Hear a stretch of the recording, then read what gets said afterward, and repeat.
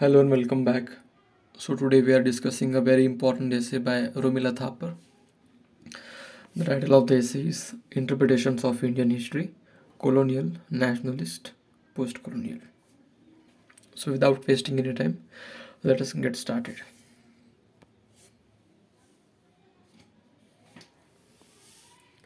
So at the beginning of the essay, Romila Thapar says the modern history of India was enunciated by the British in the late 18th and 19th centuries. So she's saying that the modern history of India started from the 18th and 19th centuries, and it was recorded by the British historians. The historiography was done with the presupposition that the Indian culture was ahistorical and hence unique.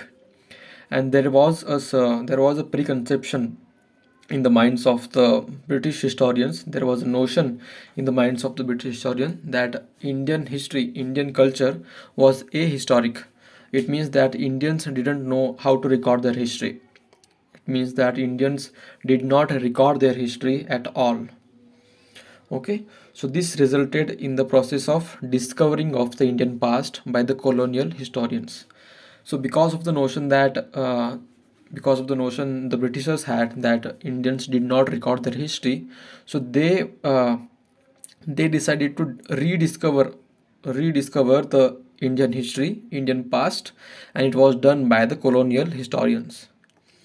And to understand this, Romila Thapar has divided this essay in three broad categories, which is firstly the colonial interpretation, second the nationalist interpretation, and thirdly the post-colonial interpretations. So these are three interpretations of the Indian history. To be precise, the modern Indian history. Okay, so let us discuss the first one, the colonial interpretation. So as you can see on your screens, the history was largely based on the preconceptions of the European intellectuals about Indian society.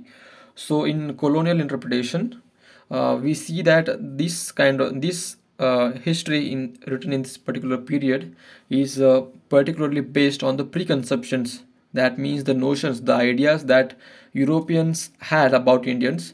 It is based on this only. Okay, it is a creation of stereotype of Indian society inferior to that of Europe.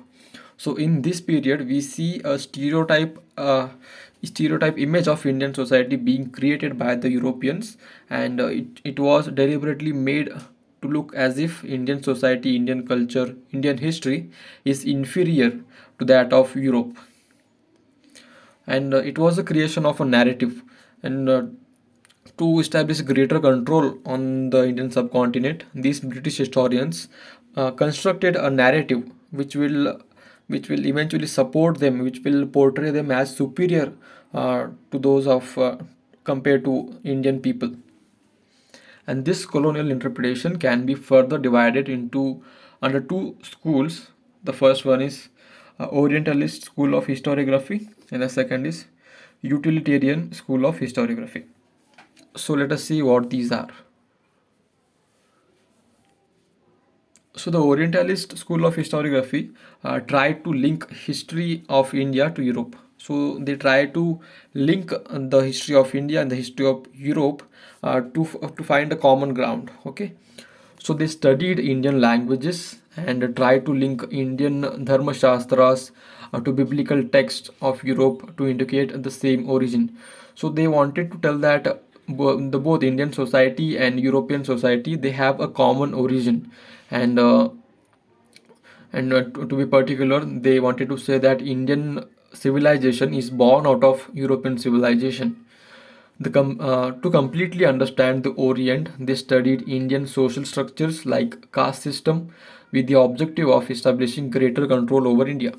So they wanted to widen their control. They wanted to establish greater control over India. So they studied Indian people, their caste system, their social structures, because their philosophy was, if you want to control somebody, you need to completely understand them first.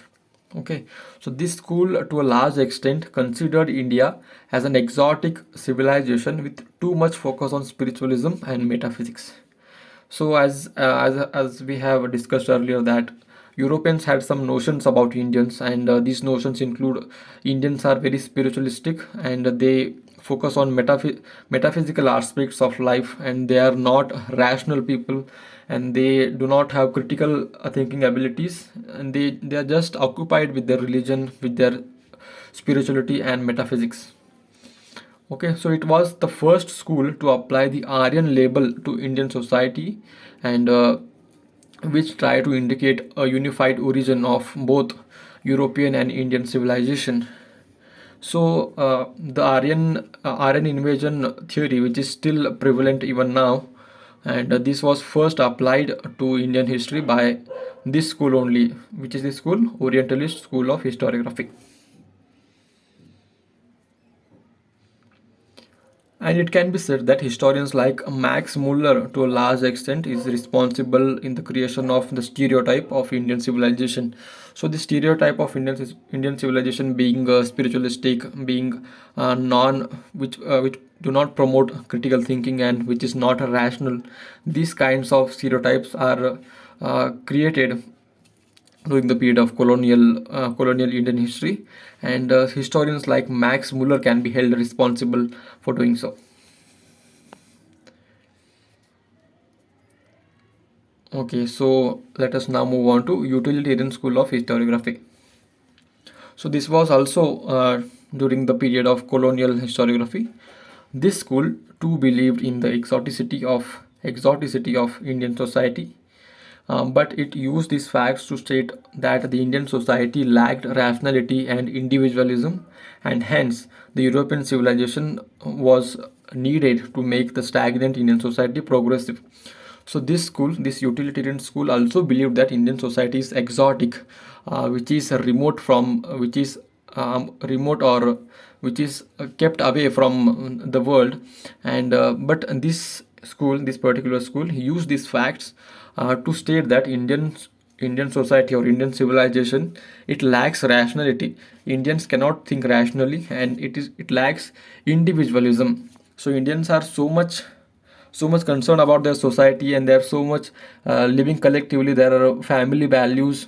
The importance of family is too much in India, and there is lack of individualistic attitude in India, and hence Europeans, these historians indicated that the European civilization, the European people, the Britishers, they need to take control over this civilization, and they need to make this stagnant civilization, which is still uh, they need to make this stagnant civilization more progressive, and it was the task of the Europeans to make this civilization more progressive. So this school is responsible for the three stage periodization of Indian society, Indian history into Hindu civilization, the Muslim civilization, and British period. So this school is also responsible for categorizing Indian history into three categories, which is the Hindu civilization, the Muslim civilization, and the British period. So what they meant by doing this is that the civilization, the culture of Hindu is different, the culture of Muslim is different, and during the period of British, the culture which was there in India, there was also different. So they categorized three stages in the periodization of Indian history. To exploit the raw materials and wealth of India, this school developed certain kinds of interpretations of Indian history, which was provided by utilitarian historians. So their ultimate goal was to exploit the raw materials, they exploit all the wealth of India, and they developed certain narratives. They developed certain interpretation which will suit the motives of the European imperialist, and they provided this was provided by the utilitarian historians to set a narrative against Indian society, against Indian culture.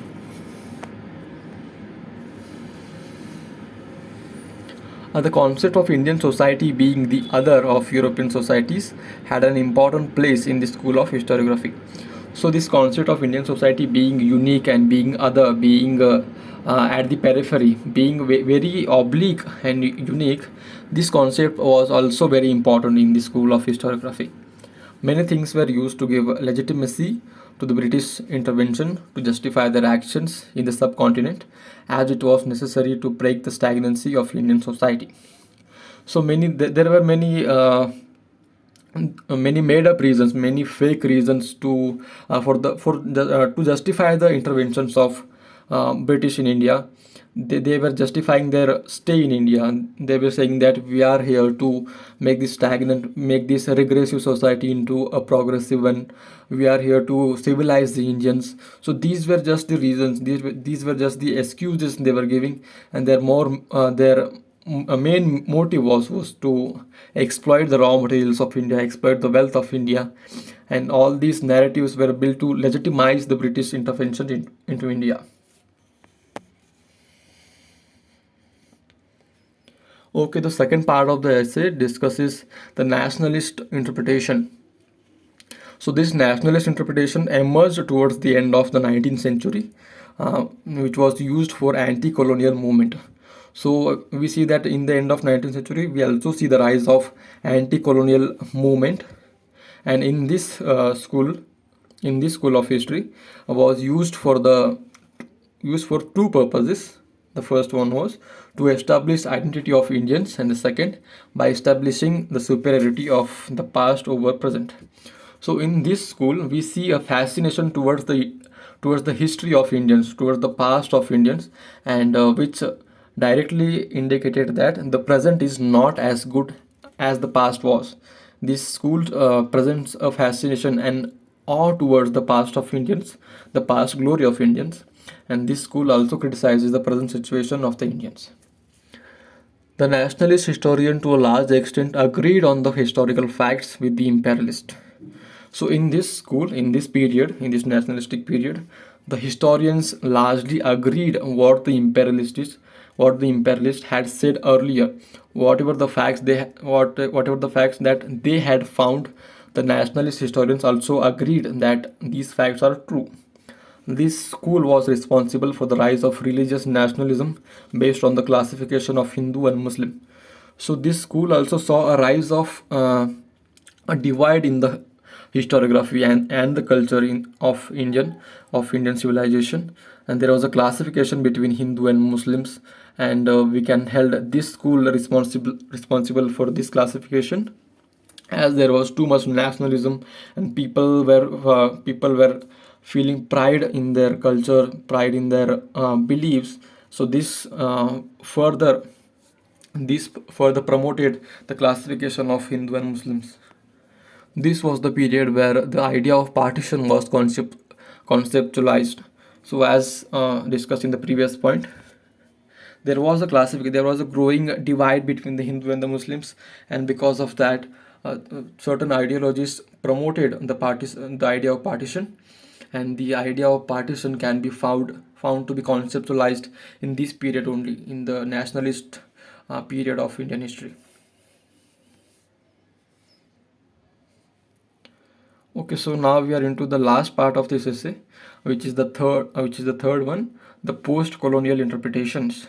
And there are two major schools in this period, which are Marxist school of historiography and Subaltern school of historiography. So let us look at them one by one. So first one is Marxist school of historiography. So in this school, Indian Marxist historians do not follow the theories of Marx and Engels regarding Asian histories. So as we know that Marxism was developed by Karl Marx and Friedrich Engels primarily, and Indians who follow the Marxist ideology, they do not follow the theories of Marx and Engels regarding Asian history. They say that their theories do not apply to the Asian history. Okay, so the Marxist history, which was originally made for European population, was an adequate, which was not, I'm sorry, there's a typo, was not adequate for Indian society. So their opinion was the Marxist theory was originally created for the European population, for the European people, and their problems are different from that of Indian people's problems, and thus this theory was not adequate for Indian society. The focus of Marxist historiography is on social and economic history, and it has challenged the prevailing periodization of the Indian history as enunciated by Mill. So the focus of this Marxist historiography is on of course, the social and economic history of India, and it has challenged the periodization of Indian history, which was developed by Mill historians like Mill. So it challenges the ideas of Mill. It challenges what are the conceptions of Mill, and how it try to set a narrative in the history of India. So again, the Marxists have also addressed the following important issues. So in this school, the historians have addressed the following issues. Which are those issues? Let us look at them. The difference between pre-modern and post-modern societies. So they looked at the difference between how the pre-modern societies were, and how the modern societies are living right now. The difference between pre-capitalist and modern societies, changes in caste system, and the transition from clan to caste. So caste system is also evolving with time. If we take an example, there were earlier, when there were only tribes, people used to live in clans, but later as the society progressed, they the collective living was also developed, and the clans eventually developed into becoming castes that are still prevalent in the society of India. And lastly, interpretation of religion as social ideology. So they see religion as also a social ideology, and how this ideology is affecting the society of India. Okay, in the last part, the Subaltern school of historiography. So this school believes that all other schools of history were elitist in nature, as they were focused on either the colonial state, the indigenous elites, the bourgeois nationalists, or middle class. So this school believed that all the previous schools, all the other schools were discriminatory towards the subaltern population. Either they were elitist in nature, or they focused only on the colonial state, or on the indigenous elites, or on the bourgeois, or on the bourgeois nationalist or middle class.